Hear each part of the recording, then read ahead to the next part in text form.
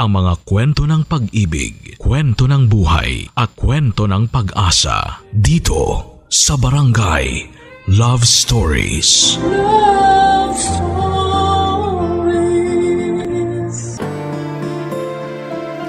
May kanya-kanya naman tayong tipo sa isang tao. Hindi natin pwedeng ipilit sa sarili natin ang isang taong hindi naman natin gusto. Ikaw kabarangay, ano nga ba ang tipo mo sa isang makakarelasyon? Dear Papa Dudut, ako nga pala si Brenda, 40 years old, isang sari-sari store owner sa Caloocan. Gusto ko lamang pong ibahagi sa inyo, Papa Dudut, ang kwento ko tungkol sa paghahanap ko ng AFAM. Bago pa man, naging trending sa social media ang pagsundo ng mga kababayan nating Pinay sa mga AFAM sa airport. Ay nauna na ako dyan, Papa Dudut. Nakailang sundo na rin ako ng AFAM mula pa noong 19 years old pa lamang ako. Malaking impluwensya sa ganitong hobby ko ang mga tiyahin ko na nakapag-asawa na ng ibang lahi. Bata pa lamang ako ay nasanay na akong makakita ng mga foreigner sa bahay namin dahil dinadalaw nila ang mga tiyahin ko. Nanawa na nga rin ako sa mga imported na sabon at tsokolate, kaya naman binebenta ko na sa mga kapitbahay ko ang sobra sa mga ibinibigay sa akin. Doon din nagsimula ang hilig ko sa pagbebenta, kaya noong may sapat na akong puhunan ay nagtayo ako ng isang sari-sari store. Naging successful naman ang small business ko at nagdagdag pa ako ng ibang paninda na hindi kasali sa sari-sari store. Tulad na lamang ng bra at panty na pwedeng hulugan tuwing katapusan. Ito ang pinagkakabalahan ko habang naghihintay ng tamang AFAM para sa akin. Sa edad kong 40 ay marami na ang nanunukso sa akin na mag-asawa na raw ako, Papa Dudut. Kahit sino na lang daw ay pupwede na. Siyempre malaki ang pagpapahalaga ko sa sarili ko at ayokong kahit na sino na lamang ang mapangasawa ko. Choosy pa rin ako kahit sabihin pa ng iba na lagpas na ako sa edad sa kalendaryo. Hindi ako nagpapa-apekto pero minsan kapag hindi nagwo-workout ang relasyon ko sa mga AFAM, nakakaramdam din ako ng kalungkutan. Minsan naiisip ko na ring magsettle sa kahit na sino na lamang para lang may maging katuwang ako sa buhay. Kaya lang Papa Dudut, sa tuwing naiisip ko kung gaano nakalayo ang nararating ko sa paghahanap ng the one, muli na naman akong magkakaroon ng pag-asa na nasa sulok lamang ang forever ko. Kahit na anong klaseng panunokso pa ng ibang tao ay hindi ako magpapatinag. Isa na nga sa mga madalas na manukso sa akin ay ang mapang-asar na kapitbahay kong si Buknoy, Papa Dudut. Kaklase ko siya nung elementary at kahit na hindi ko maamin ay naging kaibigan ko na rin siya sa pagdaan ng mga panahon, Papa Dudut.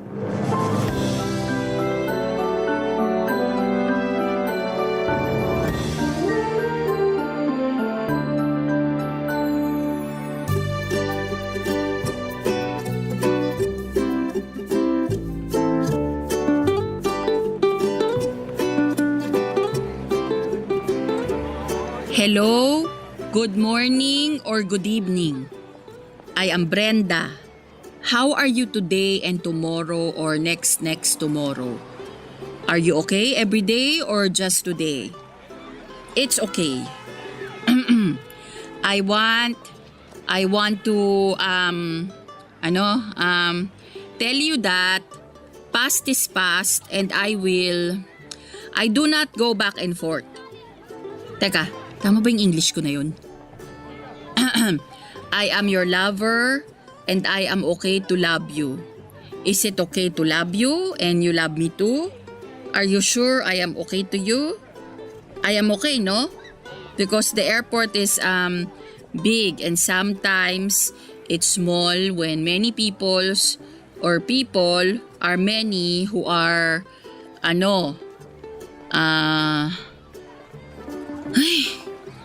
wag na nga lang akong magbanggit tungkol sa airport. Mapapahaba lang yung English ko eh. Di ko kaya mag-explain. You know. Uy, Brenda. Ano ka ba Buknoy! Kinakausap mo na naman ang sarili mo sa harapan ng estante ng mga toyo mo. Nang beses ko bang sasabihin sa'yo na huwag mo akong gugulatin ha? Ano naman bang kailangan mo? Ang sungit mo ah. Yan na ba ang nagagawa ng English sa'yo? Para sabihin ko sa'yo, importante na matuto tayong magsalita ng English. Sa'yo lang siguro importante kasi hayok ka sa AFAM. Okay na ako sa Tagalog. Sariling atin kasi ang tinatangkilik ko. Ano bang kailangan mo? Dalian mo, marami pa kasi akong gagawin. Alam mo kung ako sa'yo, sa harapan ka ng mga betchin mag-practice ng English. Baka sakaling maituwid yung dila mo. Di na ako natutuwa. Joke lang, ikaw naman. Pabili ako ng isang balot ng mani at 3 yosi. Kala ko ba titigil ka na sa Yossi? Sana, pero na-stress ako sa English mo eh. Talagang... Joke lang. Para sa tatay ko to. Yung mani sa akin. Ay, pabili na nga rin ng isang pack ng napkin, yung may pakpak. Sino ngayon sa atin na nakaka-stress ang English? Napkin kasi yan. Anong alam ko dyan? Eh bakit ka bumibili kung wala kang alam sa napkin? Para sa pamangkin ko yan. Tuwing katapusan kasi yung dalaw niya, kaya bibilan ko na. Lagi kasing nakakalimutan nun na bumili. Tignan mo na. Maayos ka naman palang tao eh. Maayos naman talaga ako ah. Eh bakit sa akin ang gaspang mo? Siguro kasi nung past life ko, ginamit mo akong liha. Di na talaga ako makakuha ng maayos na sagot sa'yo, no? Ayusin mo rin kasi yung tanong mo. O sige, may tanong ako. Sagutin mo na maayos ha. Basta bigyan mo ako ng discount sa binili ko sa'yo. Hindi pwede. Eh di don't. Ano ba yun? Magsusundo kasi ako ng AFAM sa airport bukas. Ano bang mas bagay sa akin na isuot? Red o green na bestida? Para ka namang makiki-Christmas party sa airport dyan sa mga napili mong kulay. Black o white na bestida? Yung magugustuhan ng AFAM ko? Wala. O anong kulay yung masasuggest mo? Wala nga. Paanong wala? Wala kang isusuot na damit. Mas gusto yun ng mga lalaki. Ay, wala ka talagang kwentang kausap. Tinalikuran ko si Buknoy at hindi na siya pinagbentahan pa, Papa Dudut. Tinawag niya ako habang pilit na tinatago ang pagkaaliw sa pag-walkout ko. Ganun na lagi ang routine naming dalawa sa tuwing mahuhuli niya akong nag-iensayong magsalita ng English ay aasarin pa niya ako. Magwo-walk out ako at kinabukasan ay okay naman kaming dalawa. Mabuting tao naman kasi si Buknoy, sadyang mapang-asar lamang siya. Lalo na sa pangarap kong magkaroon ng asawang AFAM. Mabilis din ang radar niya kapag hindi nagtatagumpay ang plano kong makasal sa isang AFAM. Wala na nga ata ako halos maitatago kay Buknoy. Basang-basa na niya ako sa lahat ng bagay. Malaking bagay din kasi na magkababata kami at kaharap lang ng store ko ang bahay nila. Kaya ang hirap itago sa kanya mga nangyayari sa buhay ko. Bukod pa roon ay madaldal naman talaga ako sa mga ganap ko sa buhay ko kaya wala akong maitatagong lihim sa kahit na sino. Hindi rin lihim sa kanya ang dahilan kung bakit AFAM ang gusto ko. Kahit na hindi niya gusto ang ideyang maghabol ako sa ibang lahi, wala rin naman siyang magagawa pa. Dinaan na lamang niya sa pang-aasar lahat para kahit papaano'y gumaan ang pakiramdam ko sa tuwing hindi nagwo-workout ang mga relasyon ko sa mga foreigner na nakikilala ko. Hindi nga nakakatuwa na nakarami na ako ng AFAM pero wala ni isa roon ang naging successful. May mga na-in-love naman sa akin pero walang planong mag-commit at nasaktan ako doon. Gusto ko ng commitment at syempre pinakagusto ko yung isasama niya ako paalis ng Pilipinas. Pangarap ko talagang manirahan sa ibang bansa at doon na bumuo ng pamilya. Mahirap ang buhay sa Pilipinas at mahirap lalo dahil may mga taong handa kang hilahin pa ibaba. Huwag ka lang magtagumpay sa mga pangarap mo. Kaya kesa ituon ko ang atensyon ko sa mga taong walang bilib sa akin, ay nag-focus na lamang ako sa mga goal ko. Ang makakilala ng AFAM na pakakasalan ako at makakasama kong bumuo ng pamilya at pangarap sa ibang bansa.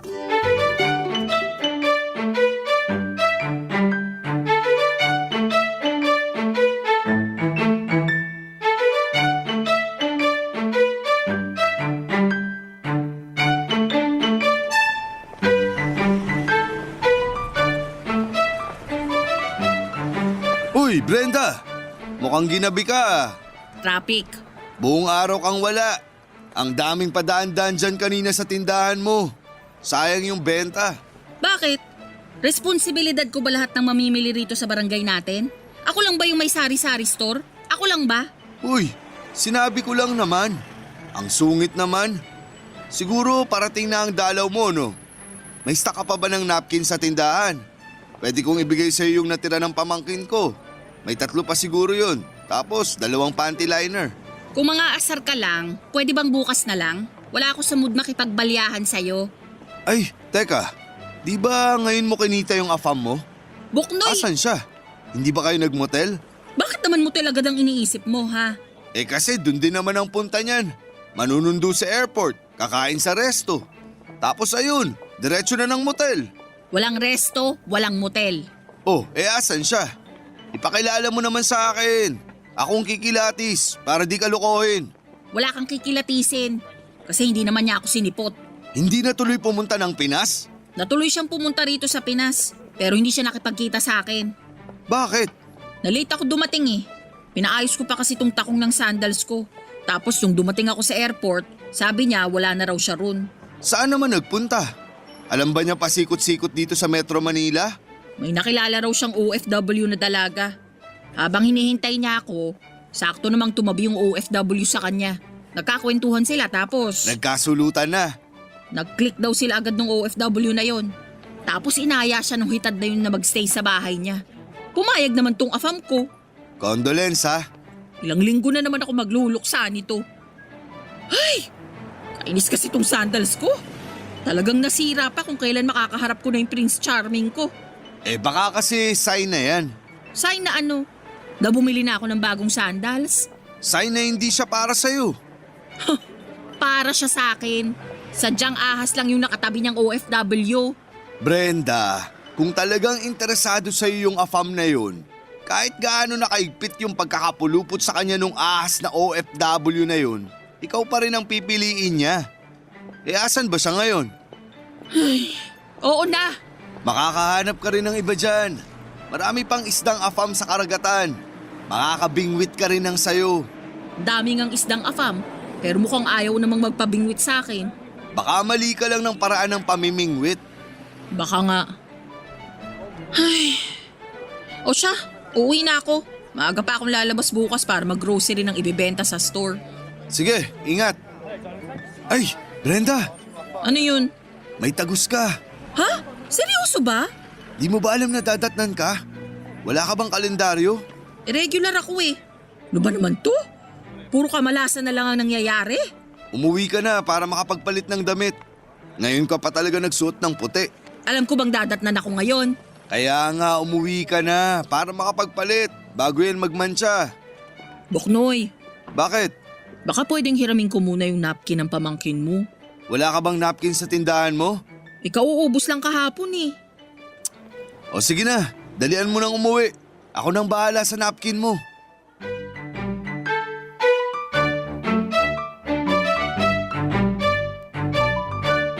Nagmamadali akong umuwi para lamang makapagpalit na at maibabad na ang puting bestida ko, Papa Dudut. Inabot talaga ako ng maraming malas ng araw na yon. Una, nasira na nga ang sandals ko. Pangalawa ay nasunod pa ang afam na para sana sa akin.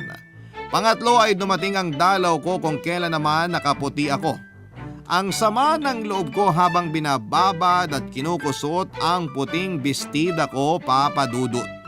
Napaiyak na nga rin ako habang naglalaba dahil sa sobrang lungkot. Maya-maya pa ay narinig kong kumatok sa pintuan ko si Buknoy. Pinagbuksan ko siya at inabot niya sa akin ang 2 pack ng bagong napkin at isang pack ng panty liner. Inabutan din niya ako ng imported na tsokolate. Nagulat ako kasi akala ko yung natirang napkin lang ng pamangkin niya ang ibibigay niya sa akin. Pero binilhan pa pala niya ako. Baka raw hindi ko kasukat ang napkin ng pamangkin niya dahil mas maliit ako. Natawa na lamang ako dahil wala talaga siyang kaalam-alam sa napkin. Nagtaka rin ako sa imported na chocolate na ibinigay niya. Ang sabi ni Buknoy ay binigyan niya raw ako ng chocolate kasi hindi raw umabot sa akin yung pasalubong ng AFAM ko at natawa naman ako. Maayos naman kasi si Buknoy at maasahan mo talaga. Siya ang panganay sa kanilang 5 magkakapatid. Siya ang tumulong sa mga magulang niya para mapagtapos sa pag-aaral ang mga kapatid niya. Single si Buknoy, Papa Dudut, at sa pagkakaalam ko, isang beses lang siya nagkaroon ng karelasyon. Tumagal sila ng 5 taon bago nanawa yung babae at pinagpalit siya sa isang foreigner. Kaya naiintindihan ko kung bakit lagi niyang kinokontra ang kagustuhan kong makapangasawa ng foreigner dahil nga sa personal niyang experience. Sinubukan ko siyang kausapin tungkol sa naging relasyon niyang yon pero nililihis niya ang usapan, Papa Dudut. Wala naman ang galit sa puso at mga mata niya pero mas pinili na lamang niyang tuluyan ng talikuran ng chapter ng buhay niyang yon. Naawa nga ako sa kanya kasi tulad ko ay tumanda na rin siyang single. Pero di tulad ko ay mukha naman siyang masaya kahit na single pa siya.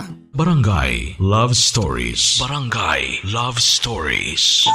Papa Dudut, hindi pa rin ako tumigil sa paghahanap ng AFAM ko kahit na ilang linggo pa lamang ang nakakalipas. Mula nung hindi ako sinipot ng nakamabutihan kong AFAM. Nagsorry naman po siya sa akin dahil sa ginawa niya at pinatawad ko naman siya. Sinabi ko na lamang sa kanya na kung meron pa siyang ibang foreigner na kakilala na single ipakilala na lamang niya ako. Natawa siya at pumayag naman. Mula noon ay gumaan na kahit papaano ang loob ko na pakawalan ang nakilala kong AFAM na yon. Lalo na noong sinasabi na niyang masaya na siya sa kasama niyang OFW na nakilala niya sa airport. Baka nga sila ang para sa isa't isa at naging instrument lamang ako para magkakilala sila. Mas lalong gumaan ang loob ko sa naisip kong yon at nasabi ko sa sarili ko na hindi ako pababayaan ng tadhana na makilala ko ang tamang AFAM para sa akin. Hanggang sa may nakilala ulit akong bagong foreigner. Nakilala ko si Pete, 55 years old at isang negosyante. Nakilala ko siya mula sa isang Facebook group ng mga Pinay na naghahanap ng AFAM. Nag-post kasi itong si Pete ng picture niya habang nasa loob ng magara niyang sasakyan. Naghahanap daw siya ng katuwang sa buhay at kailangan niya ng business-minded na katulad niya. Natuwa ako kasi syempre sari-sari store owner ako. Ako na ang hinahanap niyang katuwang sa buhay at kinilig ako sa ideya na yon. Agad ko siyang in-add sa Facebook at in-accept naman niya. Minessage ko siya ng selfie ko habang nasa loob ng sari-sari store ko para makita niyang business-minded talaga ako. Mula noon ay magkausap na kami at madalas ay puro plano sa negosyo ang pinag-uusapan namin. Natuwa ako kasi siya ay hindi siya katulad ng iba na puro lamang lande ang ginagawa sa akin, Papa Dudut.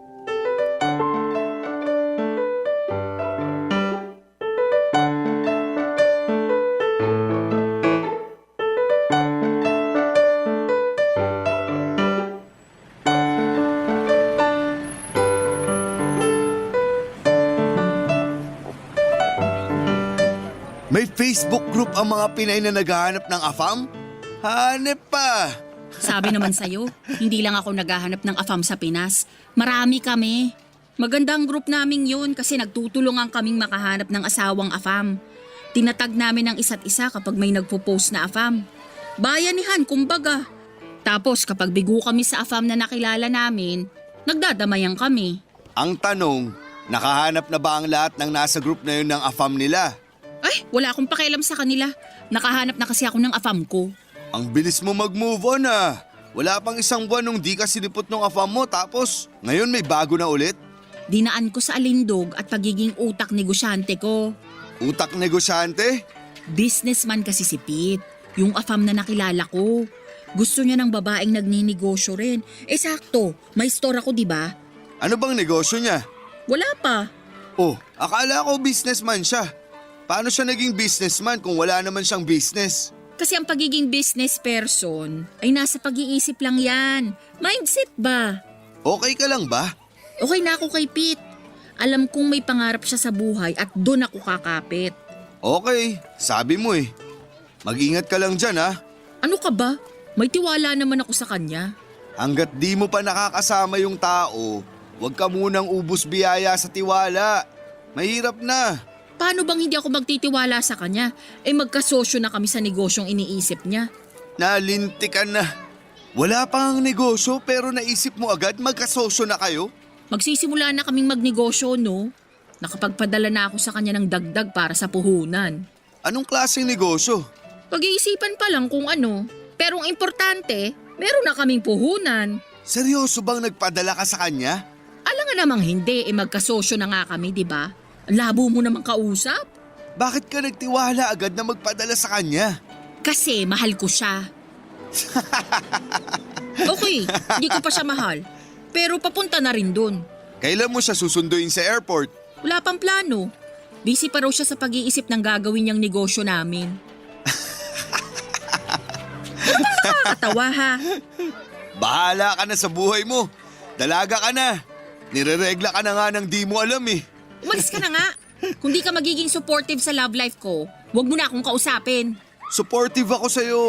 Pero sa mga ginagawa mo sa buhay mo, ang hirap mong suportahan. Promeno ka. Masakit ha? Ang sinasabi ko lang… Ganyan ka na ba kagalit sa mga foreigner dahil sa ginawa sa'yo ng ex mo? Oh, saan naman galing yan? Totoo naman, di ba?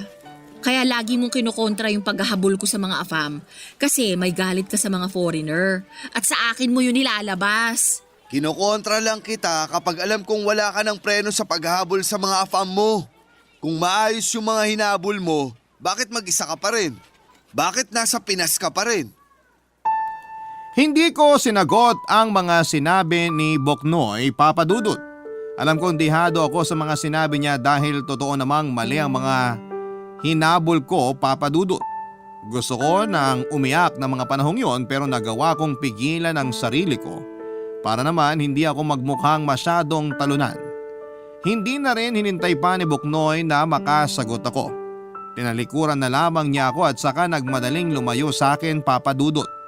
Napansin kong nainis na rin siya sa katangahan ko at hindi ko naman siya masisisi. Pero gusto ko lang namang magmahal ng AFAM. Ano bang masama roon? Nung nakalayo na si Boknoy ay saka naman ako napaiyak. Hindi dahil nasaktan ako sa mga sinabi niya, kundi dahil naniwala ako sa bawat salita niya. Pagkatapos noon ay minessage ko si Pete para magpasuporta sa kanya dahil nalulungkot ako. Inaya ko siyang mag-video call pero tinanggihan niya ako. Ilang beses na akong tinanggihan ni Pete na mag-video call. Panay lamang kami chat at voice call. Lagi niyang sinasabi na nahihiya raw siya sa itsura niya at minsan daw kasi ay may pimples siya. Naniwala naman ako. O sinadya kong maniwala kahit may konting pagdududa na. Hindi na nagpakita ulit si Boknoy sa store ko, Papadudut. Ako naman ay nagpatuloy sa pakikipag-usap kay Pete. Ang dami na naming pinag-usapang mga plano. Kahit na hindi ko maintindihan ang mga sinasabi niya ay oo na lamang ako ng oo dahil may tiwala ako sa kanya. Nakailang beses na rin akong nagpadala sa kanya para sa puhunan na negosyo na sinasabi niya. Kahit na noong kasagsagan noon ay wala pa rin akong balita sa mangyayari. Pikit mata pa rin akong nagtiwala sa kanya dahil gusto ko na siya. Mas nangibabaw sa akin ang kagustuhan kong maging asawa siya kesa ang makasama siya sa kahit na anong negosyo. Pero kung negosyo ang magiging dahilan para makita niya ang halaga ko ay tutulungan ko siya roon para lamang makita niya ako ang karapat dapat para sa kanya. Hindi ko na lamang inalintana, Papadudot, ang mga ipinapadala ko sa kanyang pera. Hanggang isang araw ay hindi na lamang siya nagparamdam pa. Nagulat na lamang ako na nakablock na pala ako sa kanya sa lahat ng social media accounts niya. Nagsimula lang ang lahat ng yon nang ilang beses ko siyang tinanong kung kailan kami pwedeng magkita. Sa pag-block niya sa akin ay nakuha ko na ang sagot, Papadudot.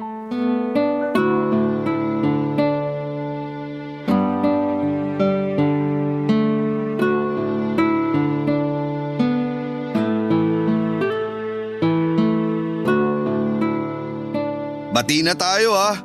Malamang, nagiinuman na nga tayo ngayon. O, tagay pa. O bakit ka naman tumatawar yan, ha? Hindi ako makapaniwalang na denggoy ka ng inaakala mong afam. Oo na, tanga nga, di ba? Kaya shot pa. Sabi naman sa'yo huwag kang magtiwala agad. Ay, masisisi mo ba ako? Sa gusto ko nang mag-asawa ng afam. Naiintindihan naman kita. Kaya lang, syempre ang dami ng manluloko sa Facebook ngayon. Lahat pwede na magpanggap na afam sila. Kung bakit naman kasi hindi ko naisip na poser lang pala siya? Nagtataka ako kung bakit di mo naisip na Pinoy lang din siya. Yung bangko niya na pinagpapadalan mo, pang Pinas lang naman. Uulitin ko lang ha. Tanga nga, di ba? O, shot na! Hinay-hinay muna sa alak. May trabaho pa ako bukas ng umaga. Mag-usap na lang tayo. Ikaw? Gustong makipag-usap? Si Boknoy? Tumanggi sa alak? Anong nangyayari? May trabaho lang ako ng maaga bukas. Kung day off ko lang, kahit mag-beer house pa tayo hanggang umaga Bilang pa kita ng ladies drink. O sige, maaga rin akong pupunta sa police station bukas para ipablatter tong nang scam sa akin. Anong sabi ng bangko na pinagpadalan mo ng pera? Paasa naman ang mga yun? Halatang wala na silang magawa. Nasimot na raw lahat ng perang pinadala ko. Ganun talaga. Mag-move on ka na lang. Yung pinadala ko sa kanya, pwede ng pang-anim na buwan na benta ko rito sa store Wag mo nang masyadong dibdibin. Basta ngayon natuto ka na. Di na dapat basta-bastang magtitiwala kahit gaano pa katangkad yung afam na yan. Kaya pala lagi siyang nagpapalusot tuwing gusto kong mag-video call kami. Dun pa lang, red flag na. Tapos yung boses niya, hindi naman tunog afam, tunog Pinoy. Tapos wrong grammar pa no? Totoo. Akala ko nga nung una ako lang tong hindi nakakaintindi masyado ng English. Pero nung tumagal, siya naman pala tong hindi marunong mag-English. Buti hindi ka nag-send ng ano? Nang ano? Ng mga hubad na pictures. Ha? Ba't naman ako magsisend? Di ba yun na ang kalakaran ngayon? Dapat mag-send ka ng nakaubad ka o kahit anong pa-sexy para padalang kanya ng pera. Ako nga tong nagpadala ng pera, di ba? Dapat siyang magpadala ng nakahubad na picture, hindi ako. Hayaan mo na. Makakabawi ka rin. Karma na lang ang bahala sa lalaking yun. Uy, share mo yung pinost ko sa Facebook ha. Anong pinost mo? Yung tungkol sa pangsaskam na ginawa sa akin. Para aware na rin yung iba at hindi na sila mabiktima. Nakakatrauma talaga Nakakatrauma? So ibig sabihin ba niyan graduate ka na sa paghahanap ng afam? Pinoy naman yung nangloko sa akin, hindi afam. Kaya tuloy lang ang laban. Ewan ko sa'yo. Uy, tumama na ba sa'yo yung alak? Bakit umiiyak ka na agad Di mo pa nga nakakalahati yung beer mo. Ako na lang kasi yung hindi nakakapag-asawa ng afam sa pamilya ko. Ang sad ng buhay.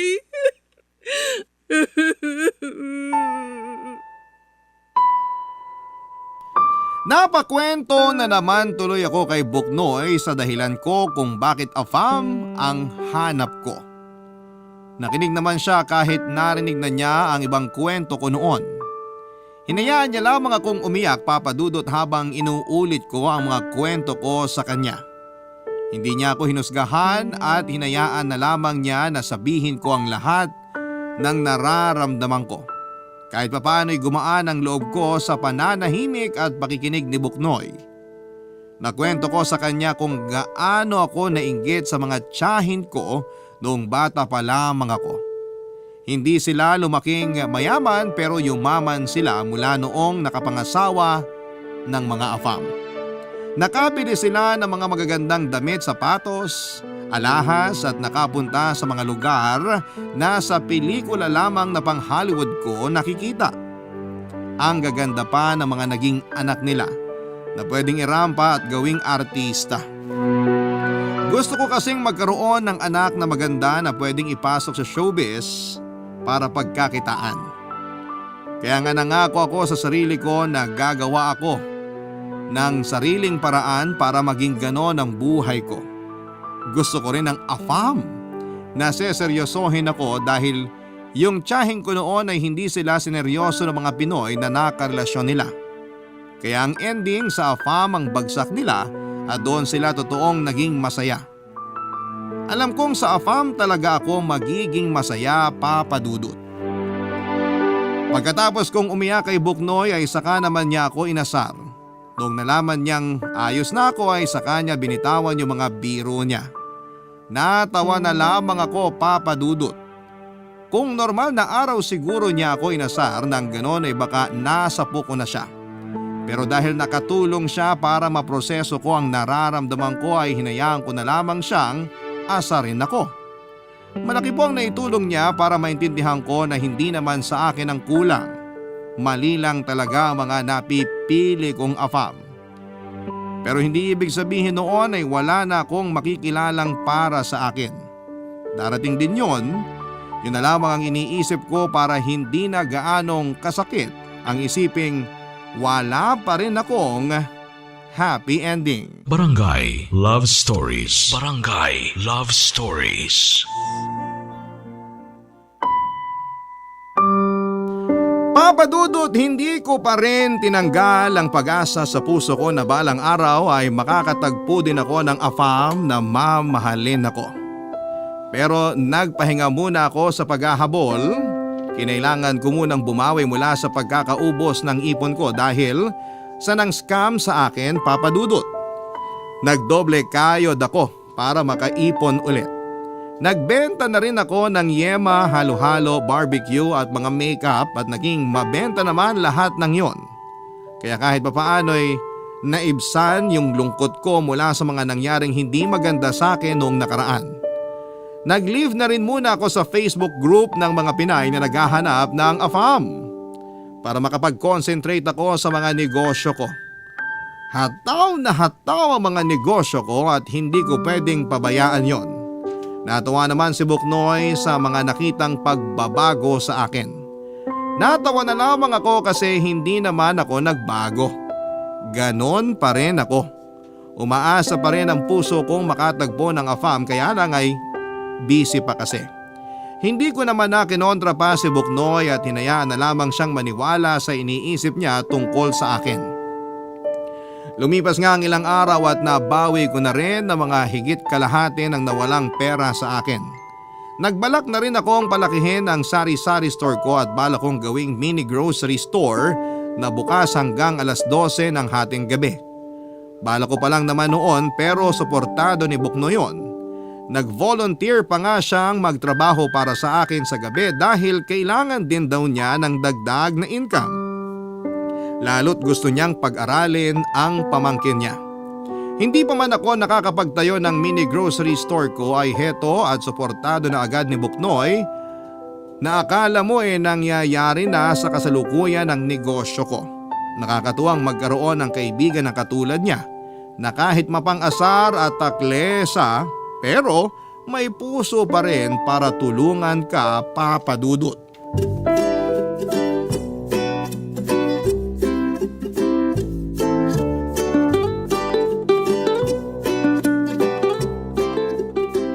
Brenda, good news! Pera ba yan? Hindi. Eh di hindi yan good news. Kahit sabihin ko sa'yong may nakilala na akong AFAM, Mahilig ka na rin sa AFAM? Manunundo ka na rin ba sa airport? AFAM para sa'yo. Ah, Oh, mukhang di ka naman interesado. eh baka mas-scam na naman ako niyan eh. Hindi to scam. Kliyente siya sa opisina namin. May kaya sa buhay. Luigi ang pangalan at may sariling negosyo sa Canada. Andito lang sa Pinas para maghanap ng asawa. Lo, eh di sumali siya kamo ron sa Facebook group ko. Imported na palay na nga tong lumalapit. Ayaw mo pang isaing? Paano ko isasaing palay pa? Tukain ko muna. Tukain mo na ngayon. Bakit mo ba ako pinipilit sa AFAM na yan? Kasi nakausap ko siya. At bilang isang lalaki, alam kong seryoso na siyang maghanap ng mapapangasawa. At ako agad ang naisip mong ipaasawa sa kanya? Naawa kasi ako sa'yo nung na-scam ka. Saka gusto kong makatulong dun sa pangarap mong makapangasawa ng AFAM. Para di ka na tinutokso tuwing family reunion nyo. Asawahin mo tong si Luigi. Ayos ba talaga yan? Ipupusta ko yung nanay ko kung palyado to. Ibibigay ko talaga sa'yo si nanay. Kahit wag mo nang ibalik, ayos lang. patingin ng picture. Saka ibigay mo sa akin yung ibang detalye sa kanya. Teka, nagpicture kami sa cellphone ko eh. Hanapin ko lang. Oh, ito na. Tingnan mo. Patingin nga kung palaban. Ay, gwapo. Thank you. Hindi ikaw, si Luigi. Okay lang din na sabihin mong gwapo ako. Bilang ako ang kupido niyong dalawa, di ba? Oo na. Oo na gwapo ako o oo na kasi payag ka ng kilalanin si Luigi. What? Marunong ka nang gumamit ng tamang English words ha? Ilang afam ba naman ang dumaan sa akin eh. So anong meron sa kanya? Byudo na siya. Kailan lang namatay yung asawa niya? Baka naman wala pang 40 days ha, baka multuhin ako. Paano kang mumultuhin nasa Canada yun? Walang pang-commute yung kaluluwa ng asawa ni Luigi. Palaasa rin yun sa piso sale. Nakakainis to. Hindi na lang seryosohin yung tanong ko. Matagal ng byudo si Luigi. May 7 years na ata sa pagkakatanda ko. First love niya yun. Hindi na siya nagkaroon ng ibang GF buong buhay niya. Yun lang. First love? Nung labang ko dyan. Malay mo, ikaw naman ang maging last love niya. Mas matimbang yun, di ba? Paano kung di niya ako magustuhan? Baka mataas ang standards. Type ka nga agad eh. Pinakita ko picture mo sa Facebook tapos gusto na agad niyang makilala ka. Ganda ka, girl. Kailan daw niyang gustong magkita kami? So payag ka na. May magagawa pa ba ako? Eh sinabihan niya na akong maganda. Wala naman siyang sinabing maganda ka. Sinabi lang niya type ka niya. Panira ka talaga, no? O basta, sasabihin ko na sa kanya na i-add ka na sa Facebook para makapag-usap na kayo ha. Di ako peperahan niya na. Baka nga ikaw pa tong mang-scam sa kanya eh. Pasalamat ka, may ipapakilala kang afam sa akin. Kung hindi, sinaing ko na yung tenga mo.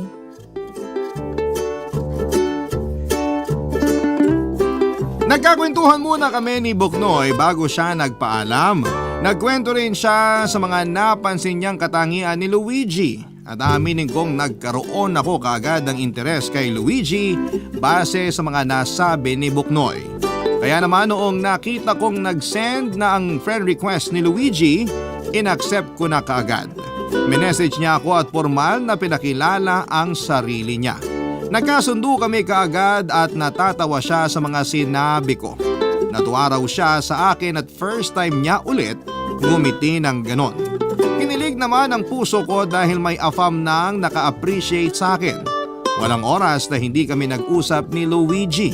Halos hindi ko na mabitawan ang cellphone ko para lamang makapag-usap kami. Napabili ako ng 2 power bank para paniguradong hindi malolobat ang cellphone ko. Kahit nasaan man ako at habang kausap siya. Nagsimula na rin kaming mag-date papadudot. Sa loob ng 1 buwan na pakikipag-date ko kay Luigi ay wala siyang ibang ginawa. Kundi ang itrato ako ng tama, lahat ng hiniling ko sa isang afam ay nasa kanya na.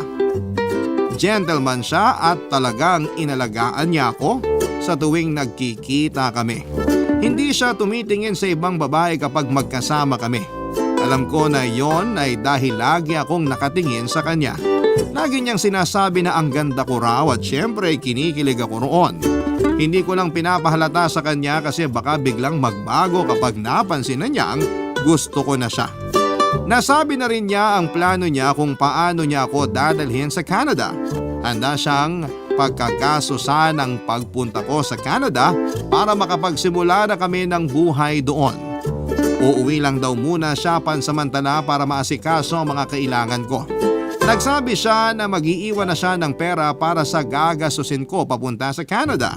Hindi ko naman yung tinanggap at mula noong inoffer niya sa akin ang tungkol sa Canada ay bigla na lamang akong nagsorry sa kanya at sinabing hindi na kami dapat na magkita pa papadudot.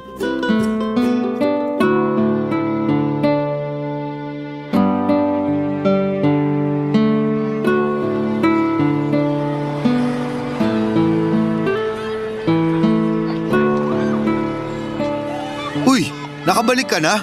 Ha? Di ba may date kayo ni Luigi? Sabi niya mag-overnight daw kayo sa Tagaytay. Anong nangyari? Yon. Wala naman. Paanong wala? Akala ko ba okay na kayo? 1 buwan na kayo nag-aarutan ah. Sa wala talaga eh. Ganun talaga. Tanggapin na lang. Huwag mong sabihing nakipaghiwalay siya sa'yo. Siya pa talaga ang may ganang makipaghiwalay, ang ganda mo na nga. Akong nakipaghiwalay. Ikaw pa talaga tong may ganang makipaghiwalay? Ang gwapo na nga niya. Gusto niya akong dalhin sa Canada para magpakasal na kami doon. Oh, di ba yun naman ang pangarap mo? Nasa harapan mo na, bakit di mo pa tinuka? Di ko rin alam eh. Basta ang alam ko, nung sinabi niyang kukunin niya na ako papunta sa Canada, nalungkot ako. Anong nakakalungkot sa Canada? Kung ako lang yan, baka ngayon pa lang nag-empake na ako. Kahit next month pa ang flight ko. Ewan ko nga rin. Parang hindi ako masaya na pupunta ng Canada. Siguro kasi nalungkot ako na iiwan ko tong store ko. Iiwan ko yung pangarap kong magkaroon ng malaking grocery store. Mga ganun. May kaya si Luigi. Pwede siyang magpatayo ng grocery store para sa'yo sa Canada. Sa mas gusto kong magbenta ng mga desashay na shampoo at toothpaste dito sa Pinas eh. Bakit ba? Hayaan mo na yun. Nanghihinayang lang kasi ako. Bakit naman ikaw tong nanghihinayang? Ikaw ba tong niligawan? Ikaw ba tong inofera na pumunta ng Canada? Nag-effort kaya ako para sa inyong dalawa. Lalo na sa'yo. Anong effort naman ang ginawa mo para sa akin, Aber? Todo benta ako sa'yo pagkaharap siya. Kaya nga agad-agad gusto na niyang ipakilala kita sa kanya eh. Alam ko na yan. Nasabi nga niya sa akin. Nasabi niya? Lagi niyang sinasabi sa akin kung paano mo ko binibida sa kanya. Ang sinabi ko lang naman, hindi siya lugi sa'yo kasi quality ka. Kung makapagsabi ka naman ng quality dyan, akala mo inahing manok ako na nangingitlog ng ginto? Seryoso nga. Sinabi ko sa kanya na marunong ka sa mga gawaing bahay. Masarap kang magluto, lalo na ng tinola. Kaya pala lagi niyang nire-request sa akin kapag nagpunta na raw ako ng Canada, ipagluto ko raw siya ng tinola. Ikaw naman pala tong nagpahamak sa akin. Paborito ko kasi yung tinola mo. Di ba, naalala mo kapag may sakit ako, ipinagluluto mo ako ng tinola na maraming siling labuyo? Maganda kasi ang sili para magpawis ka. Oo nga eh. Dati gusto ko na lang laging magkasakit para ipagluto mo ako ng tinola. Kahit naman wala kang sakit, magsabi ka lang ipagluluto kita. Kaya na-inlove sa'yo si Luigi. Na-inlove sa akin kasi kung ano-anong pinagsasasabi mo. Tama bang banggitin mo sa kanyang namumula ang pisngi ko sa tuwing sinasabihan akong maganda? Totoo naman ah. Bagay kaya sa'yo kapag namumula ka. Mas lumalabas ang ganda mo. Saka sinabi ko sa kanya na banggitin na maganda ka kapag wala ka sa sarili. Kasi sobrang pula ng pisngi mo pag ganun. Sinabi mo rin pala sa kanya na kumakanta ako? Correction! Ang sinabi ko sa kanya, maganda ang boses mo kapag kumakanta ka. O edi salamat. Ay, sayang talaga. Pero hayaan mo na. Kapag may afam ulit kaming kliyente, ibibida ulit kita. Di na kailangan. Bakit naman? Pass na ako sa AFAM. Baka kailangan, tangkilikin ko muna ang sariling atin. Seryoso ako noong sinabi kong pass na ako sa AFAM, Papa Dudut. Kota na ako at alam kong oras na para tangkilikin ang sariling atin. Doon ako sa Pinoy na makakaintindihan ko. Iyong Pinoy na hindi dudugo ang ilong ko sa kaka-English. Iyong Pinoy na kaya kong makipag-argumento nang hindi nauubusan ng salita. At higit sa lahat isang Pinoy na nakakakita ng ganda ko hindi lang ng panlabas kundi ng kalooban ko. Isang Pinoy lang naman ang nakita kong gumawa noon para sa akin. Si Buknoy. Papa Dudut, hindi ang store ko ang dahilan kung bakit natakot akong iwan ang Pilipinas at pumunta sa Canada, kundi ang suki ko sa store ko na yon na si Buknoy. Sa loob ng isang buwang pakikipag-date ko kay Luigi ay wala siyang ibang naging bukang bibig kundi ang magagandang salita ni Buknoy tungkol sa akin. Lagi na lang namumula ang mga pisngi ko sa mga papuri ni Luigi na galing naman talaga kay Buknoy. At doon ko na-realize na mula at kinilig ako hindi dahil kay Luigi kundi dahil kay Buknoy mismo. Papa Dudut, hindi ko pa rin po magawang maamin kay Buknoy ang nararamdaman ko. Naghahanap ako ng tiyempo pero ramdam ko naman sa mga tingin niya na may gusto rin siya sa akin. Kung paano niya ako purihin sa harapan ng ibang tao at tuksuhin kapag dalawa lamang kami. Halata namang may gusto siya sa akin, kaya lang hindi niya magawang sabihin kasi puro afam ang laman ng bibig ko. Siguro'y takot siyang ma-reject ko. Ano po kaya sa tingin ninyo? Sana'y magawa ninyo akong tulungan kung paano ko mapapaamin si Buknoy sa nararamdaman niya sa akin. O mas maganda ba na ako na lamang ang aamin sa kanya? Ano po ba ang naisip ninyong dapat kong gawin? Ngayon lang ako nagkagusto ng totoo sa isang Pilipino. Bago lang ito sa akin kaya kailangan ko ng tulong ninyo. Tiwala naman ako sa inyong programa na makakatulong kayo sa problema ko. Alam kong marami na kayong natulungan at gusto kong mapasali sa mga tao na yon.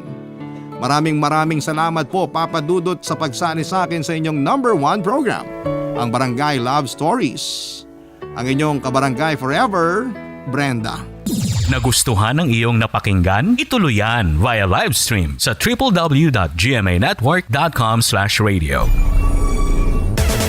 Barangay LS 97.1 Forever